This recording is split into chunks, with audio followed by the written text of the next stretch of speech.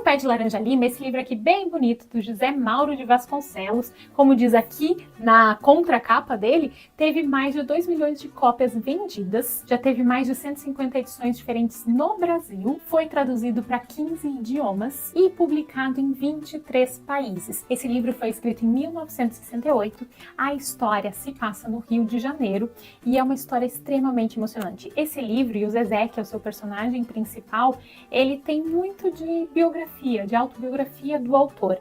Então é um livro realmente muito emocionante. Eu acho que esse livro aqui foi um dos que mais me fez chorar na vida, e esse é um livro que eu não sei se eu indico tanto para crianças. Claro, as crianças podem ler, não tem problema, mas eu indico ele mesmo, assim, com todo o meu coração, para todo adulto que convive com crianças. Todo adulto que convive com criança precisa conhecer a história do Zezé.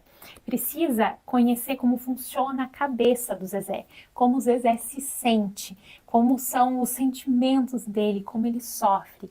Porque o Zezé é uma criança pequena, uma criança de 8 anos, que vive numa situação super complicada, super periferia, uma família super pobre, super desestruturada, sem instrução. O pai dele está desempregado há um baita tempo, sofrendo com isso. A mãe dele tem que trabalhar um absurdo para sustentar a casa. Ele tem irmãs que são as irmãs que cuidam ele, né? E ele tem que cuidar ainda de um irmão mais novo, já é responsável por um irmão mais novo. E ele é um menino muito arteiro, e ele tem muita consciência.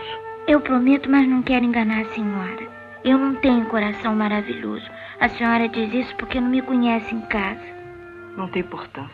Né? E até o livro traz várias palavras pesadas, assim, mas, enfim, uma realidade dura, né? Da forma como o Zezé era chamado por todo mundo.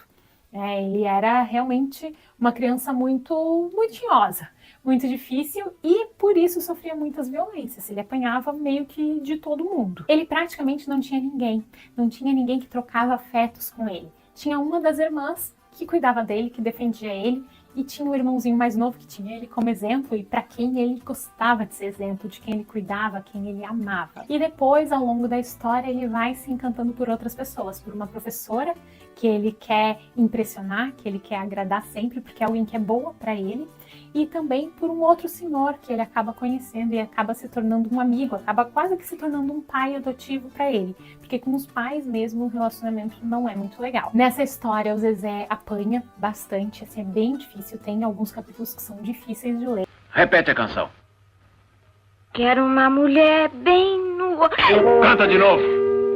Eu quero uma mulher. Vamos, continua cantando, canta, não para não, canta. Repete de novo, canta outra vez. Vamos, canta, repete.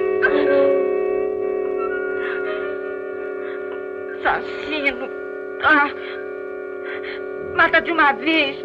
Mas o ponto dessa história, que eu acredito que precisa ser lido por todo mundo que convive com criança, é justamente nessa hora dessa surra memorável que quase mata o gurizinho, coitadinho, porque nessa parte ele sofre, né? Ele apanha por uma coisa que ele não mereceu. E ele mesmo diz, eu sei que eu sou terrível, eu sei que eu não presto, e eu não me importo de apanhar de todo mundo quando eu faço as coisas erradas, eu não me importo quando é justo. Mas agora eu não fiz nada, não tem motivo de me baterem. E isso traz, assim, uma questão de justiça própria. E ele apanha quase mais na alma do que no corpo, porque ele se sente totalmente violado e injustiçado, e isso é muito sofrido. Mas é muito interessante que a gente leia isso vindo da cabeça de uma criança para a gente lembrar que criança é gente. Que criança sente, que criança tem sentimento e tem senso de justiça.